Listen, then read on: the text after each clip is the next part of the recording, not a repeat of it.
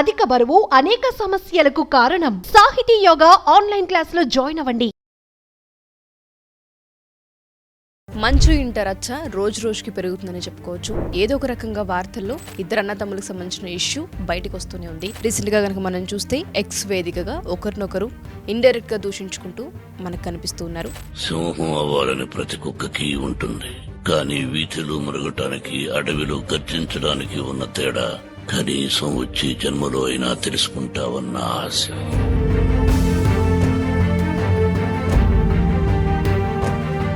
నిన్న ఒక ఇంటర్వ్యూలో మంచు విష్ణు గారు మాట్లాడుతూ కూడా ఒక మాట చెప్పడం జరిగింది. ప్రతిరోజు సెలబ్రిటీ కుటుంబాల్లో ప్రతి ఇంట ఇట్లాంటి ఉంటాయి, కానీ మా ఇంట్లో విషయం మాత్రం మీడియా ఎక్కువగా ప్రచారం చేస్తున్నాయి. మీడియా ఎక్కువగా ప్రచారం చేయట్లేదు విష్ణు గారు, గుర్తుపెట్టుకోండి. మీరు మీడియాకి ఛాన్స్ ఇస్తున్నారు.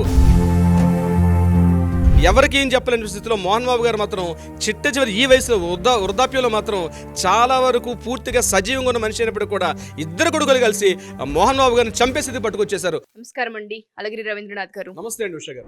మంచు ఇంట రచ్చ రోజు రోజుకి పెరుగుతుందని చెప్పుకోవచ్చు. ఏదో ఒక రకంగా వార్తల్లో ఇద్దరు అన్నతమ్ములకు సంబంధించిన ఇష్యూ బయటకు వస్తూనే ఉంది. రీసెంట్ గా కనుక మనం చూస్తే పోలీస్ స్టేషన్ లో ఫిర్యాదులు, ఇంటిపై దాడులు, ఆ తర్వాత కనుక మనం చూసుకుంటే ఎక్స్ వేదికగా ఒకరినొకరు ఇండైరెక్ట్ గా దూషించుకుంటూ మనకు కనిపిస్తున్నారు. దీనికి సంబంధించిన వార్తలు అసలు ఏ విధంగా మనం చూడాల్సిన అవసరం ఉంది అంటారు, అండ్ దీనికి సంబంధించి ఏ విధంగా పరిష్కారం దొరికే అవకాశం ఉంటుంది అంటారు? క్రమశిక్షణ మా ఇంటి పేరు, పరువు మా ఇంటి హక్కు అని చెప్పే మంచు ఫ్యామిలీలో ఒక డైలీ సీరియల్ మాదిరిగా ప్రతిరోజు రోజుకు ఒక ఎపిసోడ్, ఎప్పుడు డైలీ సీరియల్స్లో వచ్చినటువంటి ఓ శాంతి నివాసం లేకపోతే ఋతురాగాలు ఇట్లాంటి సీరియల్స్ మనకి మంచు నివాసం అని పేరు పెట్టుకోవచ్చు బహుశా. ఎందుకంటే ఒక క్రమశిక్షణ, ఒక మంచి ఉన్నత వ్యక్తిత్వం, బాటమ్ టు టాప్ వరకు ఒక మంచి స్టార్ ఇమేజ్గా ఎదిగినటువంటి మంచు మోహన్ బాబు గారి కుటుంబం గురించి ఇలా మనం సోషల్ మీడియా వేదికగా మాట్లాడుకోవడం కొంత బాధాకరమైనప్పుడు కూడా మాట్లాడుకొని తప్పని పరిస్థితి వాళ్ళ కుటుంబ వ్యక్తులు మనం క్రియేట్ చేస్తున్నారు కాబట్టి మాట్లాడుకోవాల్సిన పరిస్థితి వస్తుంది. అంటే ఇంటిలో ఉన్నటువంటి వ్యవహారాలు కాస్త వీధిలోకి వచ్చి వీధిని మొదలుకొని పోలీస్ స్టేషన్లో ఒకరి మీద ఒకరు ఫిర్యాదులు చేసుకోవడం. దీనిలో ప్రధానంగా ఏంటంటే నిన్న మంచు విష్ణు గారు మోహన్ బాబు గారు నటించినటువంటి రౌడీ పోస్టర్ సినిమా పోస్టర్ని ఆయన చూపిస్తూ ఒక కింద డైలాగ్స్ రాస్తూ ఇట్లాంటి ఆ డైలాగ్ని ఒక కోట్ చేస్తూ ట్వీట్లో మంచు విష్ణు గారు ఒక విషయం చెప్పడం కూడా జరిగింది. దాంట్లో ప్రధానంగా ఏంటంటే సింహం అవ్వాలని ప్రతి కుక్కకి ఉంటుంది, కానీ వీధిలో మరగటానికి అడవిలో గర్జించడానికి ఉన్న తేడా కనీసం వచ్చే జన్మలో అయినా తెలుసుకుంటావన్న ఆశ. బహుశా నీకు వచ్చే జన్మలో ఈ రకంగా ఒక బుద్ధి రావాలని కోరుకుంటున్నా అని చెప్పి మంచు విష్ణు గారు ట్వీట్ చేయడం, దానికి కౌంటర్ పాయింట్ చేస్తూ ఇమ్మీడియట్గా మంచు మనోజ్ గారు దానికి కౌంటర్ పాయింట్ చేస్తూ ముఖ్యంగా కృష్ణరాజు గారు యాక్ట్ చేసినటువంటి భక్త కన్నప్ప సినిమాలో ఉన్నటువంటి ఆ పోస్టర్ పొజిషన్స్ని ఆయన చేస్తూ సింహాలా మనిషి బతకాలి, నీకు వచ్చే జన్మలాగా అవసరం లేదురా పోరా కుక్క అని చెప్తూ నీకు ఈ జన్మలోనే నీకు సరైన విధంగా నీకు బుద్ధి వస్తే బాగుంటుందని చెప్పి తమ్ముడు దాన్ని ట్వీట్ చేయడం. ఇది ఎలా ఉందంటే ఉష గారు, ఎప్పుడో మహాభారతం కథలు చెప్పుకుంటాం మనం. ధృతరాష్ట్రుడి పాత్ర పోషిస్తున్నాడు ఇక్కడ మోహన్ బాబు గారు. అంటే కళ్ళు మూసుకుపోయిన వ్యక్తిలా ప్రవర్తిస్తున్నారు.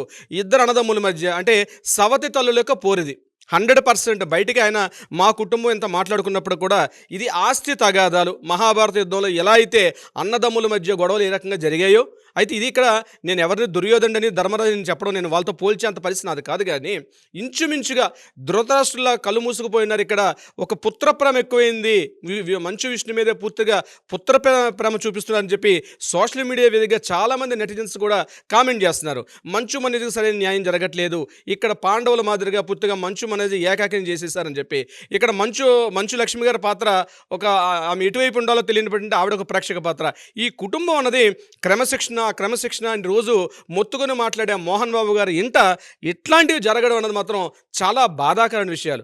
రోజుకొక కేసు, వీళ్ళందరూ కలిసి రీసెంట్గా గగన్పాడులో కేసులు పెట్టుకోవడం, దాని మీద ఒకరు అటాక్ చేసుకోవడం, ఆ ఇంటి మీదకి మంచు మనోజ్ గారు దాడి చేయడం, ఆ దాడి జరిగిన తర్వాత మంచు విష్ణు గారు మంచు మనోజ్ ఉన్న సమయంలో ఆ జనరేటర్లో అదే చక్కెర పోసారని చెప్పి అదొక కాంట్రవర్షియల్.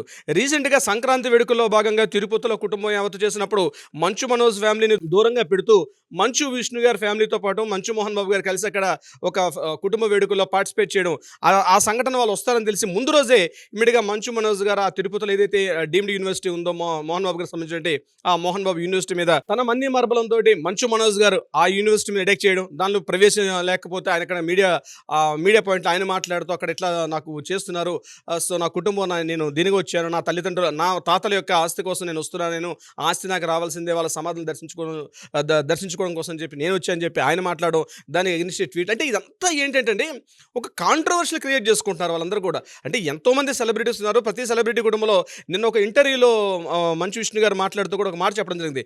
ప్రతి ఈరోజు సెలబ్రిటీ కుటుంబాల్లో ప్రతి ఇంట ఇట్లాంటివి ఉంటాయి, కానీ మా ఇంట్లో విషయం మాత్రం మీడియా ఎక్కువగా ప్రచారం చేస్తున్నాయి.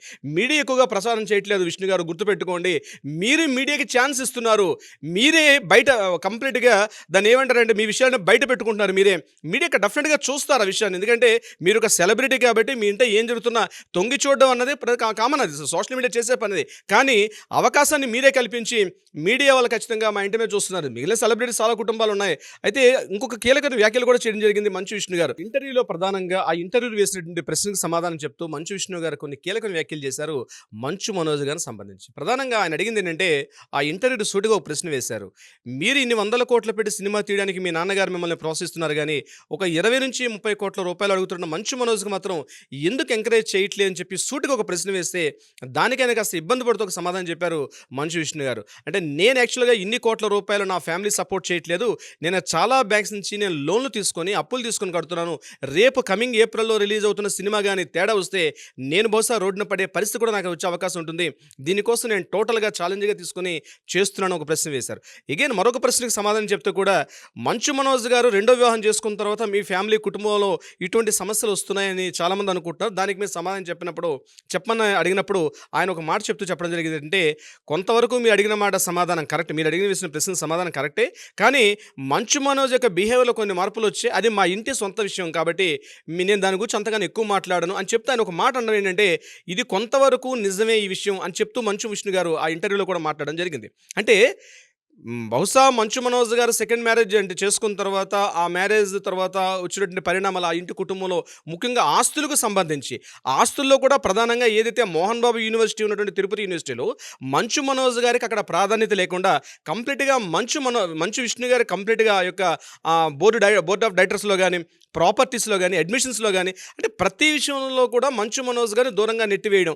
అట్ ద సేమ్ టైం గతంలో ఒకసారి 2023లో జరిగిన సంఘటనకు సంబంధించి అక్కడ అడ్మిషన్స్లో కాస్త లోపభూయిష్ట విధానం ఉన్నాయని చెప్తూ అడ్మిషన్స్లో కాస్త ఎక్కువగా అమౌంట్లు తీసుకుంటున్నారని చెప్పి కొంతమంది విద్యార్థులు అక్కడ ధర్నాలు రాస్తారోకలు చేసినప్పుడు అప్పుడు కూడా ఇదే ట్విట్టర్ వేదికగా కొన్ని కామెంట్స్ కూడా చేశారు. నేను ఖచ్చితంగా ఫ్యామిలీగా నా మీద జరుగుతున్న తప్పు నేను సర్దిద్దుకునే ప్రయత్నం చేస్తాను, ఖచ్చితంగా మీకు నేను సపోర్ట్ ఉంటానని చెప్పి ఎవరైతే విద్యార్థులు రాస్తారోకలు ధర్నాలు చేశారో, యాజిటేషన్స్ చేశారో వాళ్ళకి సపోర్ట్గా మంచు మనోజ్ గారు మాట్లాడిన తర్వాత, అంటే సుమారుగా లాస్ట్ ఇయర్ మనకి అక్టోబర్ నవంబర్ ఈ 2023లో జరిగిన టైంలో, సో అప్పటి నుంచి ఇంకా మంచు మనోజ్ డిఫరెంట్గా ఉన్నాడని చెప్పి ఆయన కంప్లీట్గా దూరంగా పెట్టారు.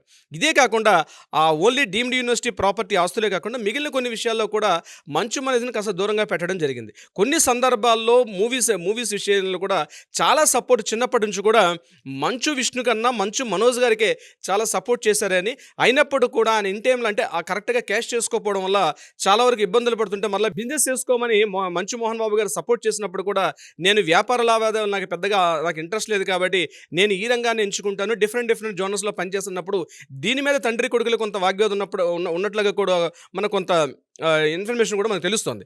అయితే ఇక్కడ ఎలా అయిపోయిందంటే, చిన్నప్పుడు తండ్రి జోడన అంటే తండ్రి యొక్క అడుగుజోడలో కొంత నడిచినప్పుడు కూడా ప్రతి ఇంట ఉన్న విషయమే, మ్యారేజెస్ అయిన తర్వాత కొన్ని రకాల భేదాభిప్రాయాలు రావడం సహజం. ఆ భేదాభిప్రాయాలు ఆ కుటుంబంలో కాకుండా వీధి దాటి వీధి నుంచి కాస్త పోలీస్ స్టేషన్ల మీదకి వెళ్ళి ఒకరి మీద ఒకరు కేసులు పెట్టుకున్న తర్వాత అప్పుడు కంప్లీట్గా మార్కెట్ మీడియా కూడా మాట్లాడుకుంటారు దీనికి సంబంధించి.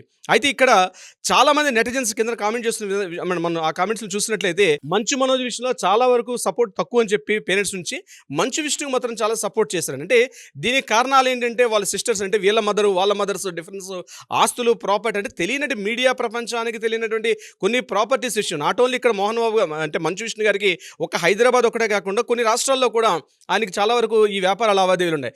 దాంట్లో ఇప్పుడు లేటుగా మేలుకున్నటువంటి మంచు మనోజ్ నాకు వాటిలో భాగస్వామ్యం కావాలని చెప్పి అడుగుతున్నట్టుగా తెలుస్తుంది. అయితే దీనికి మీడియా మీద ఆయనతో మాట్లాడినప్పుడు ఆయన మాట చెప్పారు, నేను నా ప్రాపర్టీస్ విషయంలో కానీ ఏమీ చేయట్లేదు, ఏదైతే మోహన్ బాబు గారు యూనివర్సిటీ ఉందో డీమ్డ్ యూనివర్సిటీ, ఆ యూనివర్సిటీలో జరుగుతున్న అవకతవకల మీద నేను మాట్లాడుతున్నాను, ఎందుకంటే అది మా ఫ్యామిలీ మీద ఇంపాక్ట్ చూపిస్తుంది కాబట్టి నేను ఆ విషయం మీద మాట్లాడుతున్నానని చెప్పి చాలా సందర్భాల్లో మాట్లాడడం జరిగింది. ఏదేమైనప్పుడు కూడా ఏదైతే ఇంట్లోంచి బయట నుంచి పోలీస్ స్టేషన్కి ఎక్కి ఈరోజు ట్వీట్ వేదికగా ఒకరి మీద ఒకరు దాడులు చేసుకొని నెటిజన్స్ అయితే అసహించుకుంటున్నారు. ఒక విషయం చెప్పాలంటే ఇది అవసరమా ఈ టాపిక్లు మనకి? వీళ్ళ ఇంటి గొడవలు మాకు ఎందుకని చెప్పి కూడా కొంతమంది నెటిజన్స్ అసహించుకునే స్టేజ్కి వచ్చేసారు. నిన్న మోహన్ బాబు గారు కూడా సంక్రాంతి వేడుకల సందర్భంగా తన యావత్ కుటుంబంతో మాట్లాడుతూ మోహన్ బాబు గారు కంప్లీట్గా full on load, full drink చేసి కళ్ళు తెరలేని పరిస్థితిలో, మాటలు తడబడుతూ మాట్లాడలేని పరిస్థితిలో, ఆ పొద్దున పూట ఆయన మాట్లాడుతున్న మాటలు అసలు ఆ ఫ్యామిలీలో ఏమవుతుంది మొత్తంగా ఆయన బాడీని చూస్తే అర్థమవుతుంది. చాలా చితికిపోయి మోహన్ బాబు గారు ఎవరికి చెప్పలేని స్థితిలో, ఎటు పాలుపోని స్థితిలో, ఎవరికి ఏం చెప్పలేని స్థితిలో మోహన్ బాబు గారు మాత్రం చిట్ట చివరి ఈ వయసులో వృద్ధాప్యంలో మాత్రం చాలా వరకు పూర్తిగా సజీవంగా ఉన్న మనిషి అయినప్పుడు కూడా ఇద్దరు కొడుకులు కలిసి మోహన్ బాబు గారిని చంపే స్థితి పట్టుకొచ్చేశారు ఉష గారు.